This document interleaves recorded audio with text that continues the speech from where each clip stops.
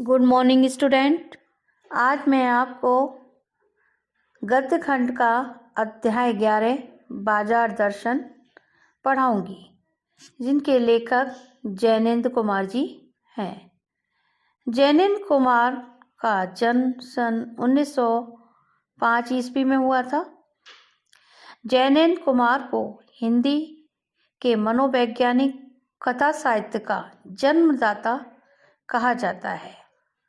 कथा साहित्य का जन्मदाता, जैसे प्रेमचंद जी को भी कथा साहित्य का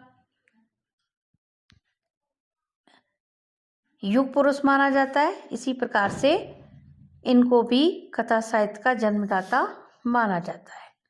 उन्होंने हिंदी उपन्यास और कहानियों को नई दिशा भी दी। वे गंभीर चिंतक भी रहे हैं। गांधीवादी विचारधारा को उन्होंने गहराई से अपने आत्मसात किया है। परख, अनाम, स्वामी, सुनीता, त्यागपथ, कल्याणी, जयवर्धन और मुक्तिबोध उनके प्रसिद्ध उपन्यास हैं।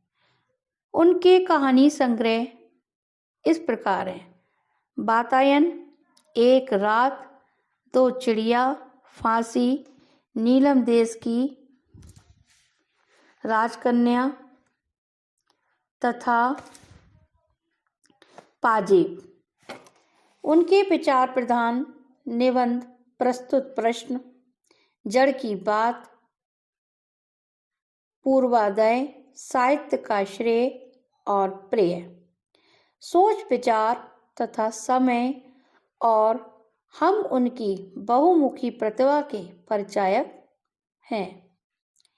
जीवन के प्रश्नों को सुलझाने में जैनेन्द्र की दृष्टि व्यापक रही है। जीवन में तरह तरह के प्रश्न हमारे सामने आते हैं, इसको सुलझाने की दृष्टि जैनेन्द्र जी की हमेशा से रही है। मुंशी प्रेमचंद ने उन्हें भारत का गौरगी कहकर महिमा मंडित किया था।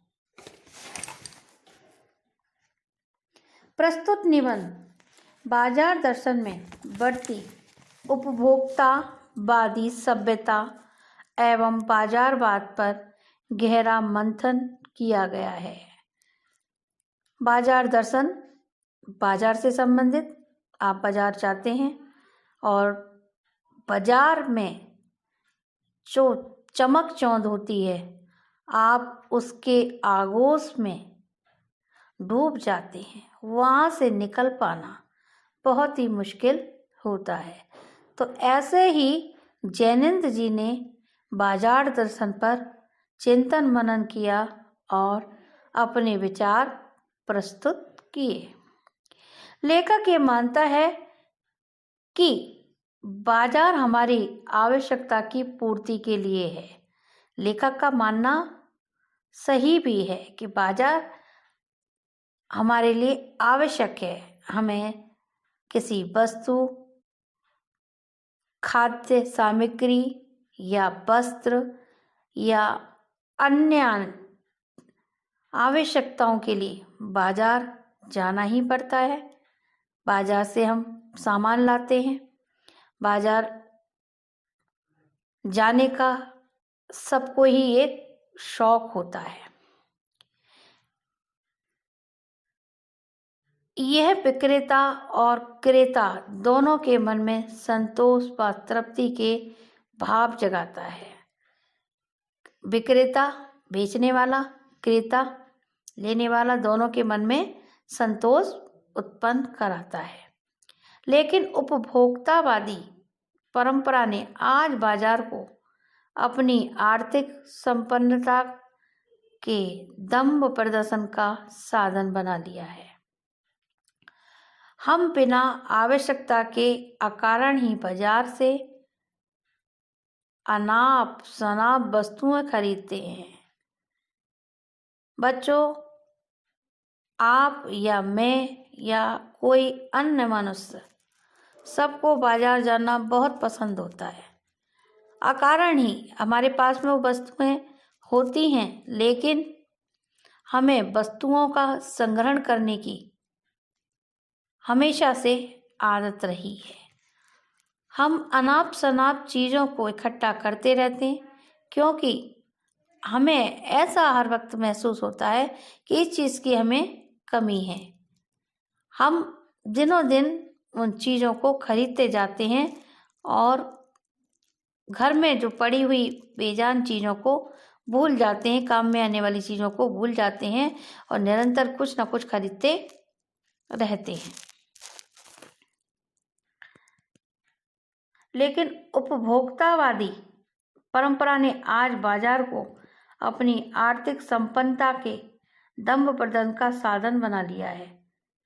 हम बिना अकारण ही बाजार से कुछ न कुछ अवश्य खरीदते रहते हैं।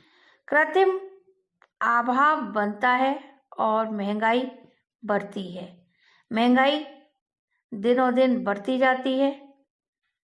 आज ग्राहक और विक्रेता दोनों ही कपटपूर्ण व्यवहार से हमारे विनिमय और अर्थतंत्र को क्षति पहुंचा रहे हैं। आवश्यकता से अधिक वस्तुओं का संग्रह अर्थव्यवस्था के लिए घातक है। हम अत्यधिक साधनों को जुटा लेंगे तो हमारी अर्थव्यवस्था, चाहे वो देश की हो, चाहे वो घर की हो, परिवार की हो, व्यवस्था बिगड़ जाती है। अर्थव्यवस्था यानी धन की आवकता बिगड़ जाती है।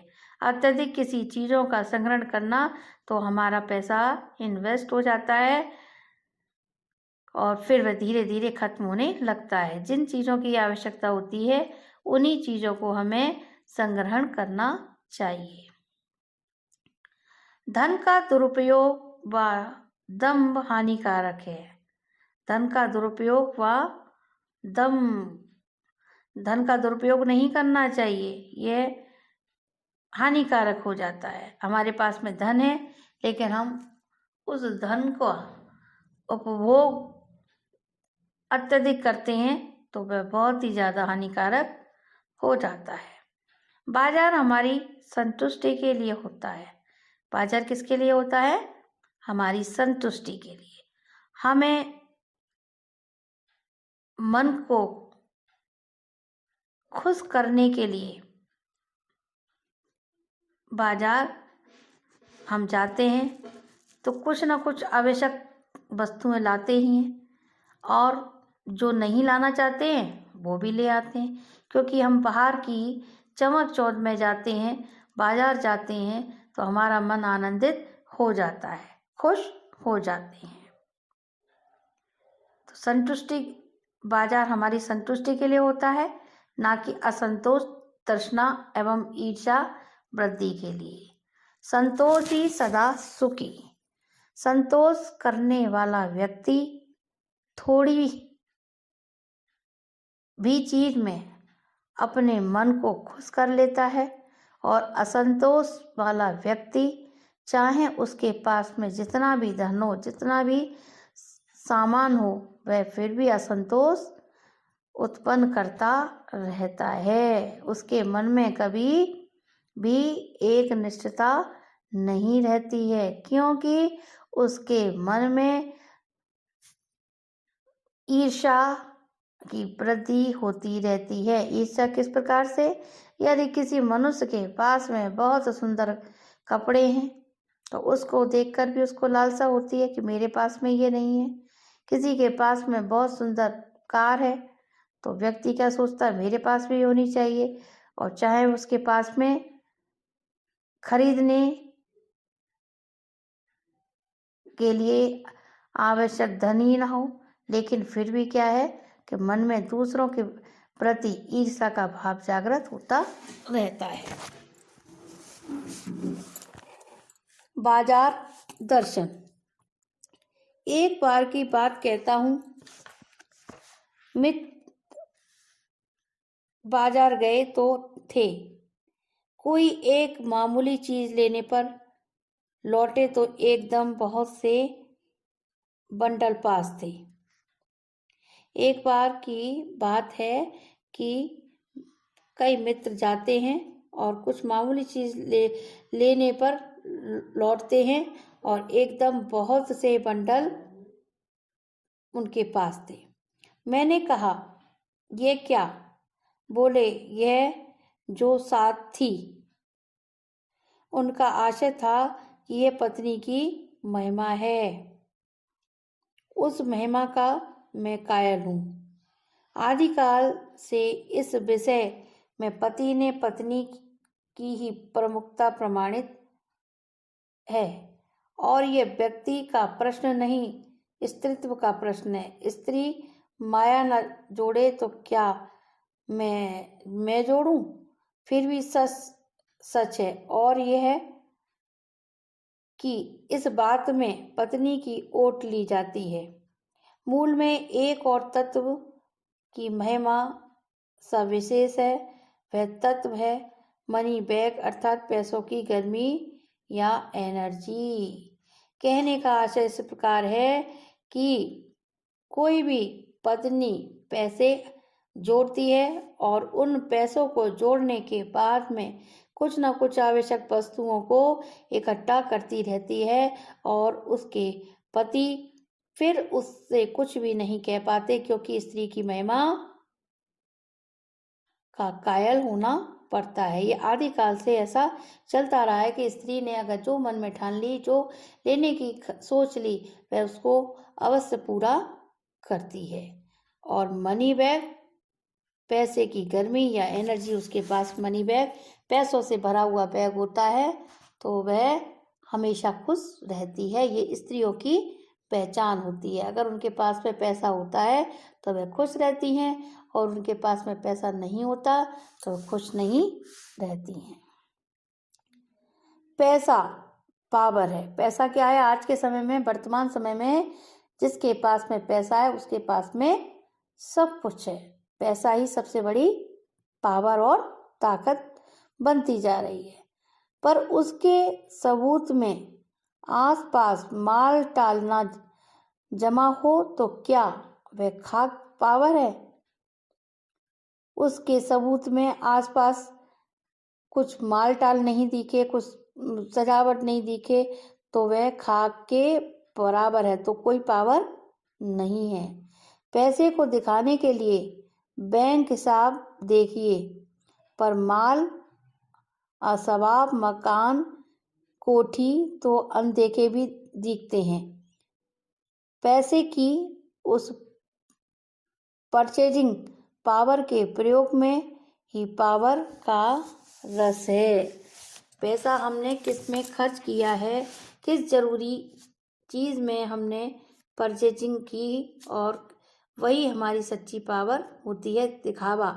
दिखावा हम किसी न किसी को दिखाने के लिए कुछ न कुछ अवश्य दिखाते हैं। जैसे आप समझिए कि कोई पड़ोसी के घर में कार आ गई, तो कार आने का मतलब दूसरे पड़ोसी के मन में भी यही भावना आने लगेगी कि उस पड़ोसी के घर में कार आई है तो आज मेरे घर में भी कार हो। यानी वर्तमान में लोग एक दूसरे को दिखाने के लिए होड़ा होड़ी करते रहते हैं। लेकिन नहीं, लोग संयमी भी होते हैं। ऐसा नहीं, लोग संयम से भी रहते हैं। कुछ लोगों के अंदर संयम की आदत होती है और कुछ लोगों के अंदर संयम की आदत नहीं होती है। बेफिजूल सामान को फिजूल समझते हैं। फिजूल सामान को बेफिजूल समझते हैं।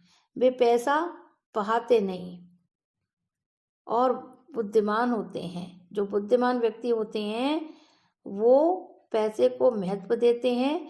जब समय पर जरूरत होती है तभी उस पैसे से कार्य करते हैं और उनको जरूरत होती है तभी उस पैसे को वह सही जगह इस्तेमाल करते हैं।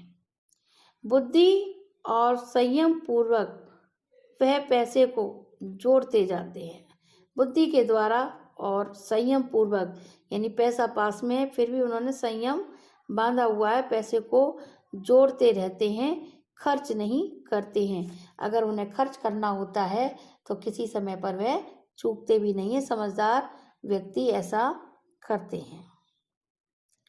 वह पैसे की पावर को इतना निश्चय समझते हैं कि उनके प्रयोग की परीक्षा उन्हें दरकार नहीं है।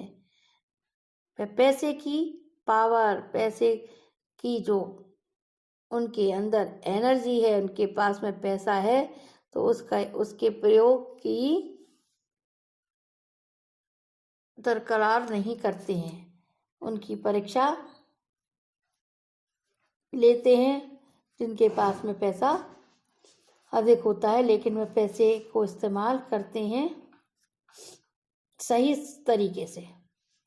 बस खुद पैसे के जुड़ा होने पर उनका मन गर्व से भरा फूला रहता है। कुछ व्यक्ति ऐसे होते हैं कि उनके पास में थोड़ा भी पैसा होता है तो उनके पास में उनका मन हमेशा आनंदित होता है। ऐसे व्यक्ति संयमित व्यक्ति की श्रेणी में आते हैं। और जिसके पास में अत्यधिक पैसा होता है तो उसके हृदय में हमेशा और लोभ लालच लगा रहता है। पैसा इकट्ठे करने के लिए वह दिन रात मेहनत करता रहता है। और संयमी व्यक्ति जरूरत के समय खर्च करता है और दिखावा नहीं करता है। किसी भी प्रकार का दिखावा उसको पसंद नहीं है। मैंने कहा यह कितना सामान ले आए? जो मित्र गए थे, मैंने कहा यह कितना सामान ले आए?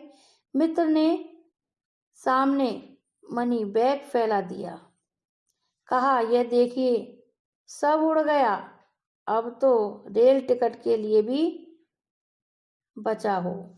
सब कुछ दिखा दिया, मनी बैग, पैसे का बैग, ये सब कुछ खाली हो गया, बस रेल टिकट के लिए बचा हो तो बचा हो। मैंने तब तय माना कि कौन पैसा होता है और सामान आता है। मैंने माना कि और पैसा होता और सामान आता। ये मैं सोचता रहता कि मनी बैग मेरा खाली हो गया और पैसा होता तो और सामान भी खरीद कर आता।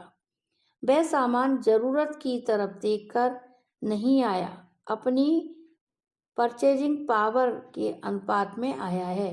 जो सामान हमने खरीदा है वह हमारी ज़रूरत के मुताबिक नहीं, अपनी पावर दिखाने के लिए आया है।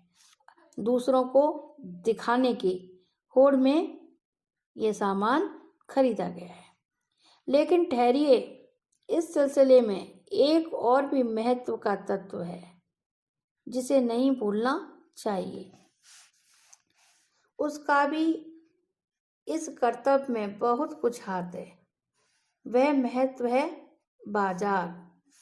मैंने कहा यह इतना कुछ नाहक ले आए? मित्र बोले कुछ ना पूछो, बाजार है कि शैतान का जाल है। ऐसा सजा सजा कर माल रखते हैं कि बाहिया ही हो जो ना फंसे। बाजार में जब हम जाते हैं वहाँ की चकाचौंध में इस प्रकार फंस जाते हैं कि हमें वहाँ सब कुछ अच्छा ही अच्छा दिखता है। हमारी सोचने की शक्ति भी खत्म हो जाती है, क्योंकि हमें जो कुछ दिख रहा है चाहे वो खराब है फिर भी हमारे आंखों के सामने वह चीज़ एक बार मन में बच जाती है तो हमें लेने का मन अवश्य कर आता है। ऐसा कोई भी व्यक्ति नहीं होगा जो बाजार की चकाचौंध में नहीं फंसता हो। जिस सामान को लेने जाते हैं और उससे अधिक उन सामान का हम संग्रहण कर लेते हैं, चाहे वह हमारी ज़रूरत का हो चाहे हमारी ज़रूरत का नहीं भी हो। मैंने मन में कहा ठीक, बाजार आमंत्रित करता है कि आओ मुझे लूटो और लूटो। मैंने मन में ये विचार धारा बना ली कि बाजार चाहता है मेरे पास आओ, मुझे लूटो और लूटो। लूटने से मतलब बाजार में जाने के बाद हम इतने अधिक फंस जाते हैं कि सबसे पहले 100 रुपए की चीज को हम आधा कर देते हैं। भैया 50 रुपए में दोगे क्या? तो भैया भी बहुत उस्ताद होते हैं, वो पहले से ही अपने तय मूल्य को आधे मूल्य में बताते हैं ताकि ग्राहक फंस जाता है। जैसा कि आप बाजार में देखते हैं 25% की छूट, 100% की छूट, तो इसमें क्या होता है कि आप खुद में खुद फंस जाते हैं। लेने गए एक चीज, लेकर आ गए 4 चीज, तो जो विक्रेता है उसको आनंद आने लगता है क्योंकि उसने ऐसा बना रखा है। ऐसा लूटो बाजार ने ऐसी प्रवृत्ति हो गई है कि बाजार में जाकर जो भी व्यक्ति होता है वह फंसता चला जाता है। नहीं कुछ चाहते हो तो भी देखने में क्या हर्ज है।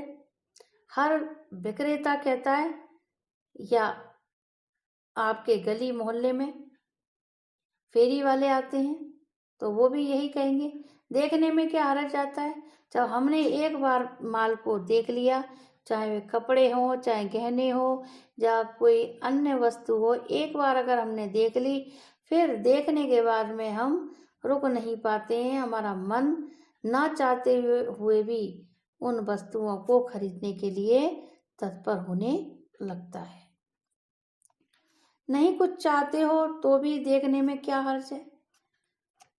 विक्रेता तो यही कहेगा, आपको नहीं चाहिए कोई बात नहीं, लेकिन अगर हमने मन में सोच लिया तो हमें कुछ ना कुछ आवश्यक लेना होता है। अजी आओ भी इस आमंत्रण में यह खूबी है कि आग्रह नहीं है। आग्रह तिरस्कार जगाता है, लेकिन ऊंचे बाजार का आमंत्रण मूक होता है, वहां कुछ नहीं सुनाई देता है और उससे चाह जगती है। जैसे आज के वर्तमान समय में बड़े बड़े मॉल हैं, बड़ी बड़ी शोरूम हैं, तो जहाँ पर व्यक्ति जाता है वहाँ बार्गेनिंग नहीं कर पाता है, और छोटे दुकानदारों के यहाँ पर जाता है तो उसने भाव मूल्य बनाया हुआ है उसका आधा बोल देता है। लेकिन जहाँ हम मॉल में या बड़े बड़े शोरूमों में जाते हैं वहाँ हम बार्गेनिंग नहीं करते हैं, क्योंकि वहाँ का जो शेड्यूल बना हुआ है उसी के अनुसार हम तय करते हैं कि हमें क्या लेना है। चाह मतलब अभाव। चौक बाजार में खड़े होकर आदमी को लगने लगता है कि उसके अपने पास काफी नहीं है और चाहिए। इस चकाचौंध संसार में हमें क्या लगता है कि हमारे पास ही सबसे ज्यादा कमी है। चाहे हमारे पास में बहुत अत्यधिक हो, लेकिन फिर भी हम क्या सोचते हैं कि हमारे पास ही कमी है और लेने की कोशिश करते हैं। मेरे यहाँ कितना परिमित है और कहाँ कितना अतुलित है। ओहो, मेरे यहाँ पर कितना है और कितना अतुलित है इसका अंदाजा भी नहीं हो पाता। कोई अपने को ना जाने तो बाजार का यह चौक उसे कामना से विकल बना छोड़े। कोई नहीं भी जाना चाहता है, लेकिन ये ऐसे चौक हैं जहाँ बहुत सुंदरता है, बहुत चीजें हैं, तो वहाँ से व्यक्ति नहीं बिना कुछ लिए आ सकता है। विकल क्यों? पागल, असंतोष, तृष्णा और ईर्ष्या से घायल कर मनुष्य को सदा के लिए बेकार बना डाल सकता है।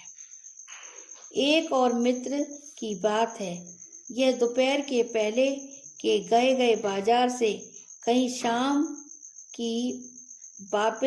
को वापस आए तो खाली हाथ। एक और मित्र की बात है कि यह बाजार गए बाजार गए तो दोपहर से और शाम को वापस लौट कर आते हैं तो खाली हाथ। मैंने पूछा कहाँ रहे? बोले बाजार देखते रहे। मैंने कहा बाजार को देखते क्या रहे? बोले क्यों बाजार? तब मैंने कहा लाए तो कुछ नहीं। बोले हाँ, पर यह समझ ना आता कि ना लूं तो क्या। ना लूं तो क्या मतलब मेरी समझ में नहीं आता कि बाजार में जाने के बाद मैं क्या लूं और क्या मैं छोड़ूं, क्या मैं करूं।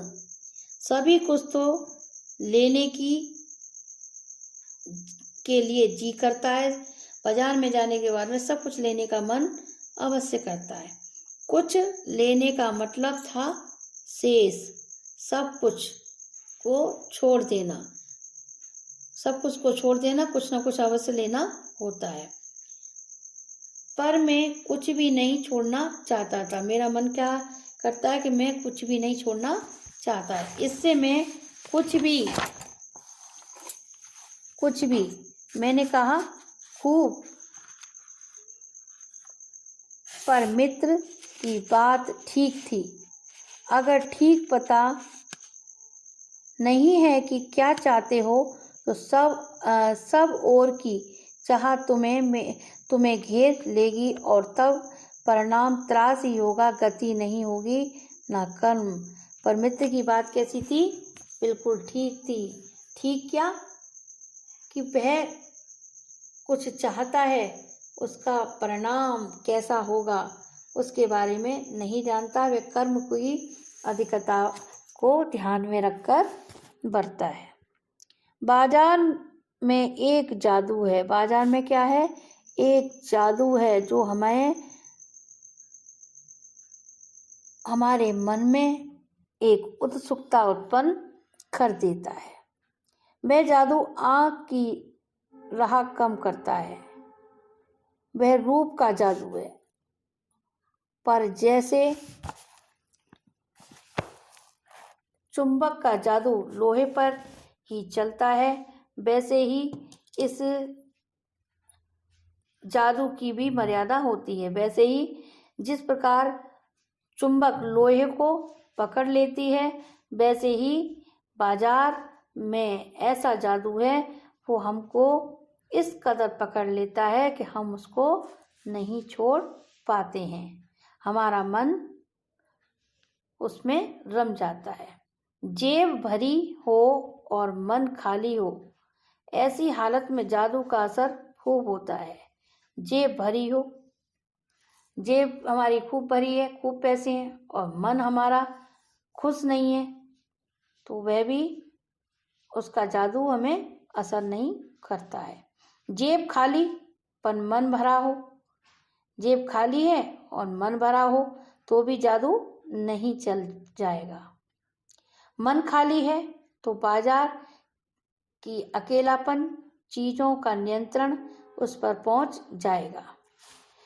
कही हुई उस वक्त जेब भरी, तब तो फिर वह मन किसकी मानने वाला है। मालूम होता है कि यह भी लूं, वह भी लूं, सभी सामान जरूरी है और आराम को बढ़ाने वाला मालूम होता है।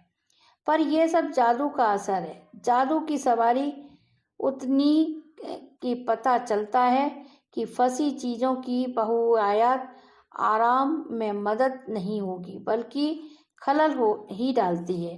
थोड़ी देर को सर्वाभिमान को जरूर सेक मिल जाता है, पर इससे अभिमान की गिल्टी की ओर खुराक मिलती है। जकड़ रेशमी ओरी की हो तो रेशम के स्पर्श के मुलायम के कारण क्या वह कम जकड़ होती है? बच्चों, आज मैं आपको इतना ही पढ़ाऊंगी।